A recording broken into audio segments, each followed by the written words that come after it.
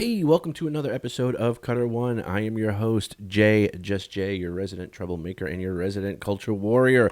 I hope you are all doing well, you beautiful badasses. It is Tuesday morning. All right, so let's get right into it. I came across this morning. I was just checking, my news feeds this morning, and I saw this article, and I think it nails it on the head. So let's get right into it. It is coming to us from the good folks over at Bounding Into Comics, and it says, "It's settled. The left are officially trolling pop culture fans." And this is by Slade Hale. All right, let's see what Slade has to say. Almost a full year ago, I wrote an article entitled "Santa Inc. is Getting Wrecked, and That's the Goal," where I argued that the creatives behind overly woke garbage movies and TV shows are overtly trolling fans for the purpose of confirmation bias. In other words, they're making stuff fans hate to make them hate it so that they can claim they knew all along just how horrible the fans actually are. Gary Buechler of Nerdrotic fame noticed my take and made some commentary on it when he analyzed the dismal husk that was Santa Inc. and respectfully disagreed with me, claiming that he believed it was the left's knee-jerk reaction to any and all criticism. While the alternative theory did have some merit, I always felt it was giving the left a free pass by suggesting they simply couldn't help themselves. I have to say that I feel a bit vindicated, sorry Gary, in my original take, as news has just dropped suggesting that the creators of She-Hulk were purposefully trolling fans with a bad TV show just to make a statement. Show writer Jessica Gao did an interview with Variety where she let the cat out of the bag in a rather expected fashion, dumping on the fans in the process. "Our writer's room opened 3 years ago," she began, suggesting the movie was pre-planned. "The fact that we were able to predict what the reaction was going to be, what a lot of the trolling comments were going to be, really shows how very tired and unoriginal these trolls are. That really tickled me because the little troll that lives inside of me really loves trolling the trolls." A case of becoming what you hate? Irony of the highest order, especially since Gao's comments confirm everything the fandom has said about both She-Hulk and the current state of pop culture under the control of left-wing slacktivists and empty creative minds. Lest readers think this is a one-off, let's remind ourselves that Marvel Studios producer Nate Moore just confirmed that the company considers it a, quote, red flag if writers are fans of the original comics. Yes, that is a story that dropped last night. Actually, I have a video coming out about it later today. So that is brand new news. The team behind the show confirmed that they weren't the only deciding voices when it came to making an unwatchable parody out of She-Hulk. The article states, quote, "Feige was in on the gag from the start," and they mean Kevin Feige, and even helped to shape his AI avatar. They also talked about the satisfaction they felt in seeing real-life online trolls use the exact same criticisms of She-Hulk the show that the fictional online trolls on the show used against She-Hulk the character. Kevin Feige is widely regarded as the head honcho when it comes to all things MCU, and his slide from visionary franchise builder to talentless woke demagogue was both swift and pathetic. He has presided over some of Marvel's biggest financial failures of late, suggesting he's no longer up to the task of managing such a humongous franchise. The results were predictable. She-Hulk was a critical and ratings disaster that disrespected its main character, all for the sake of attacking the people who keep the lights on at Disney.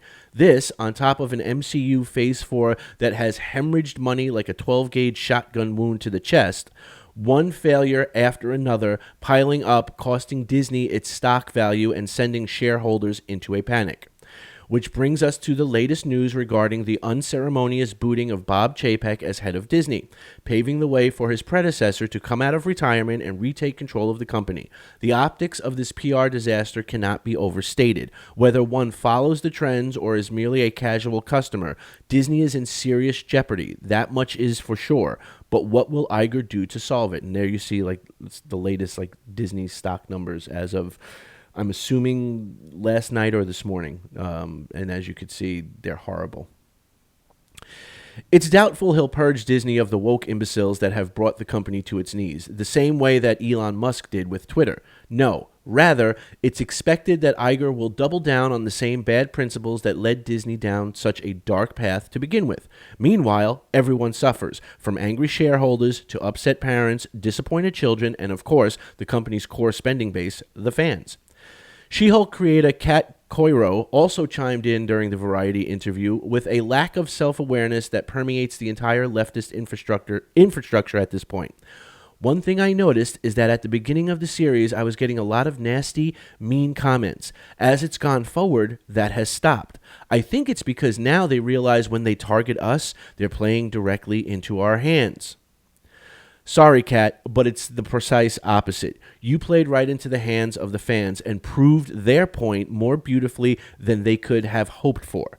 By prioritizing hatred of the fan base over the simple goal of making a decent show that everyone could enjoy, Coiro and her talentless brethren flushed millions in cash down the toilet and further alienated an already tired and frustrated spending base.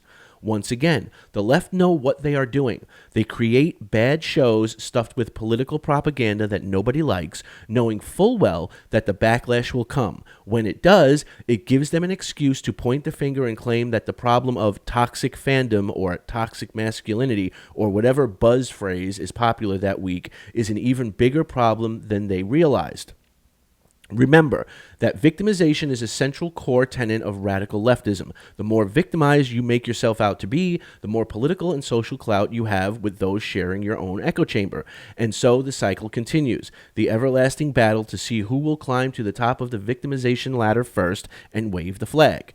This is how insecure radicals validate their delusions, and it's out in the open for everyone to see. For years, we were told by the likes of Kevin Feige that angry fans represented a small microcosm of the viewing base and should be summarily labeled as bigots and everything phobes. Now, the problem has ballooned into a four-alarm catastrophe, forcing Disney to scramble for something resembling a solution. So, to those who weren't convinced before, this latest revelation is just one more piece of evidence that my argument holds water. When you believe in something as strongly as the left believe the voices in their own heads, you will do whatever it takes to prove yourself right, even if it means sabotaging yourself in the process. That way, you get to claim you were right all along and that your ideological enemies do indeed lurk on every street corner. When a person comes to that conclusion, every option is on the table, from censorship and suppression to doxing and death threats, and if necessary, government intervention at the federal level. Will Bob Iger be the man to figure out the problem and avoid the brick wall Disney is speeding towards? I think we all know the answer to that. Now, if you'll excuse me, I'm off to check Disney stock prices for the purpose of sheer amusement. Yeah, I got to give it to, I believe, Mr. Slade Hale, who wrote this article. Yes, I got to give it to Slade Hale. Sorry, I didn't mean to assume your agenda. Got to give it to Slade Hale. 100% correct. 100% correct. You guys know this. I've been saying this. Nothing in Hollywood is by chance. Okay, nothing. Okay, they have experts that are paid to just figure out what your reaction to something is going to be. That's why they have test screenings. That's why they have, little private sessions where they show clips or show, certain sections of a film to an audience to gauge a reaction. This is nothing new. There is nothing in Hollywood or coming out of Hollywood that is left to chance. Okay, from reality TV shows on up to hundreds of millions of dollar productions, nothing is left to chance. Okay, this is all planned stuff. So when you see stuff like She-Hulk and the fiasco that turned into, or Rings of Power, okay, and stuff, there is no, oh, well, we just kind of, we were wondering if this would happen, and it did. No, this was planned, okay? In the case of She-Hulk, they've flat out come out and said it. Like I said, I have another video coming out today where they actually, one of the producers at Marvel specifically states that if writers approach them with an idea and the writer is a fan of said franchise, okay, they view that as a red flag. They want you to have no point of reference. They want you to have no vested interest in upholding a traditional IP in its traditional form, okay? It's the same thing we see with Rings of Power. Okay, you guys know, they could have spent the money to purchase the rights to the Silmarillion. Okay, for whatever reason, they thought it was an easier investment. okay, to buy the rights to The Lord of the Rings, Hobbit, and the appendices, and figure we'll just do something with the appendices and the lore be damned, because we don't care about that. We care about turning this into a quick buck, and at the same time, we want to inject our political agendas into this. Now, you'll have a lot of people that will try to defend this mode of filmmaking, and some people have here. I had to shut somebody down because, as you guys know, I always say, healthy, constructive, respectful criticism is something I'm all about. But when your argument is simply to hurl accusations at somebody, that shit will get deleted. I won't tolerate that. Calling people names or character assassination as a form of debate is not something that I will tolerate. Sorry, guys, it's just not going to happen. If you come at me and say, oh, yeah, well, prove something, and then I bring you the receipts that prove it, you cannot then, and expect to be taken seriously, just ignore the fact that I just proved my point.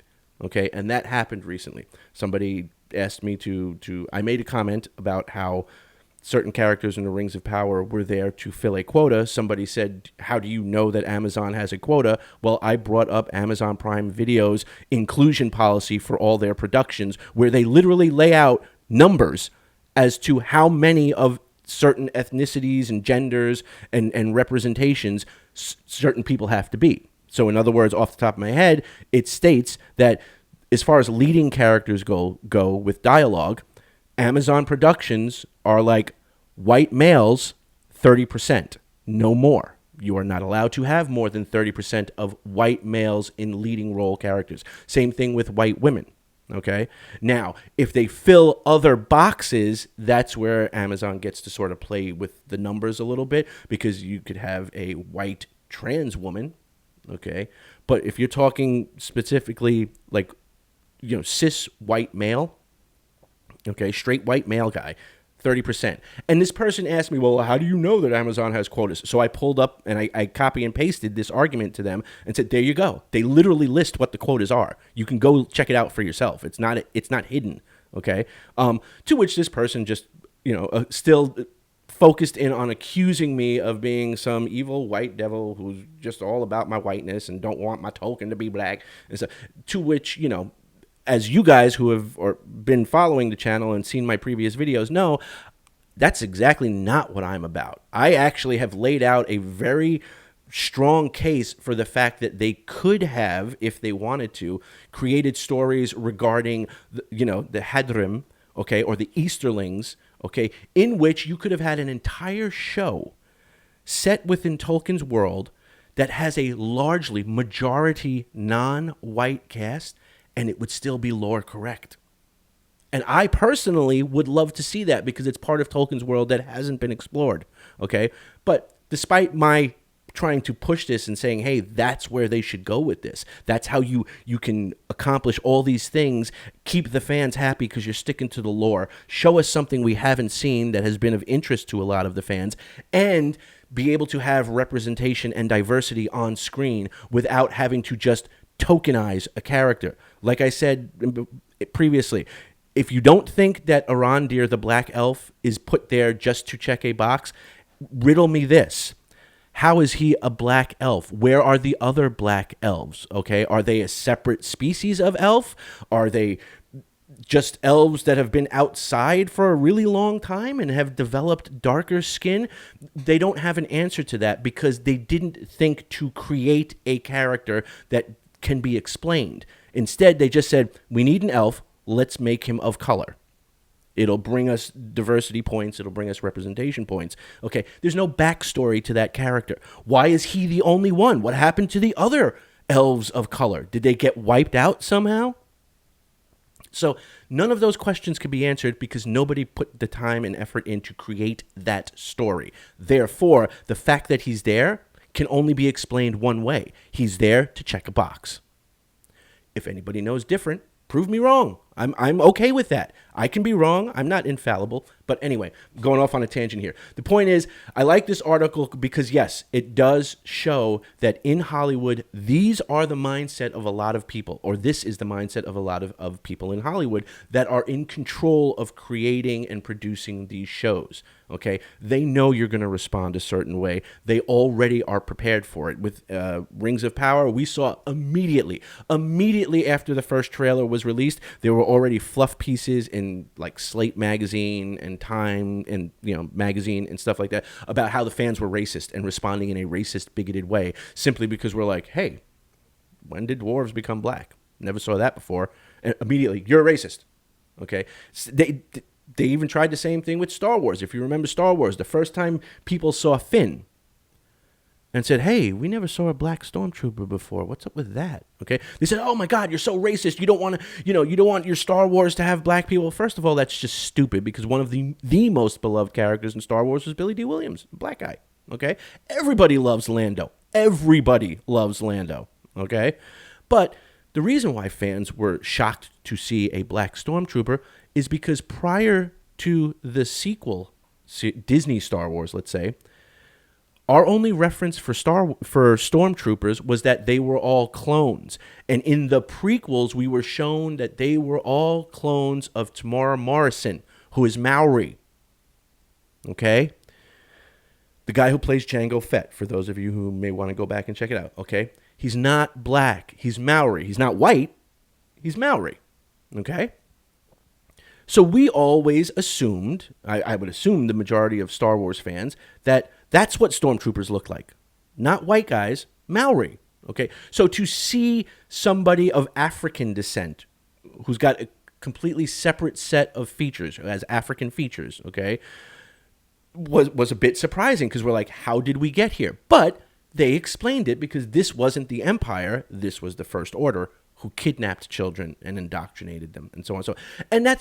And that was it. The fans backed off and said, oh, okay. And then actually spun it around and were like, we want to see more of Finn. He's a good character. Explore his character. But oh, no. Disney was like, no. Let's relegate the black guy to being comic relief, okay, and minimize him on the posters for China because, screw that. But, I'm the racist for going, hey, he doesn't look like Tamara Morrison. Whatever. My point being, this is nothing new. I'm glad you're starting to see articles like this that are pointing this stuff out. I think it's good, and I think it's healthy, and I think fans should start discussing this stuff, but in real, and again, I stress this, constructive and respectful ways, okay? Not everybody's going to see eye to eye. Not everybody's going to agree. But if you come out of the gate accusing people, labeling people, okay, trying to shut down any response that somebody could have before you've even heard it, okay, that is not a constructive, respectful conversation. And on my channel anyway, if it comes to my attention, if I see it, I'll shut it down, okay, because I literally do not have time to play games like that. I will not see people personally attacked because they have a different opinion. I will not allow people to personally attack me because I have a different opinion. If that's the case, I mean, it's fucking YouTube. There are a million other channels you can check out. You don't have to be here. I like you guys here. I want more people here. I want to have honest discussions. We're not all going to agree, but I'm sure we can all come to a middle ground where everybody is at least somewhat happy with the results. Okay, we're not all going to have things the way we envision it in our head, but at least maybe we can all have a consensus on how we want our fandom to go and grow and move forward, representing all of us, including all of us, okay? I'm a white straight guy, okay? My perspective is that of a white straight guy. If that is offensive to you or a problem to you, I honestly don't know what else to say. Okay, I can't change who I am. Now, I'm open to including other perspectives and other representation of not white straight males, but you can't hold it against me because I am who I am. If that's your starting point for our discussion, then the discussion's already over before it started. But anyway, I digress. Let me know what you guys think down in the comments below in a respectful and constructive way. Do you guys agree that the left have now that they've sort of got their paws into the production side of a lot of these shows and movies?